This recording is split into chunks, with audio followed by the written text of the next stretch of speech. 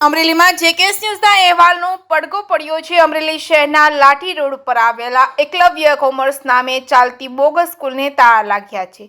2 દિવસ પહેલા જેકેએસ ન્યૂઝ પર એકલવ્ય કોમર્સના નામે ચાલતી બોગસ સ્કૂલનો અહેવાલ પ્રસિદ્ધ થયો હતો। જે અહેવાલને લઈને અમરેલી જિલ્લા શિક્ષણ વિભાગ એક્શન મોડમાં આવ્યું છે। જાણવા મળતી વિગતો મુજબ 120 વિદ્યાર્થીઓ ફરી પાછા જીવનતીર્થ વિદ્યાલયમાં ટ્રાન્સફર કરાયા છે। માત્ર ને માત્ર પૈસા કમાવા માટે શિક્ષણના થતા આવા બિનકાયદેસર વ્યાપારને રોક ક્યારે લાગશે? જિલ્લા શિક્ષણ વિભાગ દ્વારા આવા લેભાગુ શિક્ષણ માફિયા ઉપર કડકમાં કડક કાર્યવાહી કરે તેવી લોક માંગ ઉઠી છે। શિક્ષણ વિભાગના નાક નીચે આવી સ્કૂલો ધમધમી રહી છે, છતાં પણ તંત્રને જાણ નથી તો કોની મીઠી નજર હેઠળ બાળકોના ભવિષ્ય સાથે જ રમત રમાઈ રહી છે। સાંજ સુધીમાં જિલ્લા શિક્ષણ વિભાગ દ્વારા તપાસ પૂર્ણ કરી રિપોર્ટ તૈયાર કરી દેવામાં આવશે તેવું જિલ્લા શિક્ષણ વિભાગે જણાવ્યું છે। જેકેએસ ન્યૂઝ ગુજરાતી સાથે જૈનિક સોજિત્રા, અમરેલી।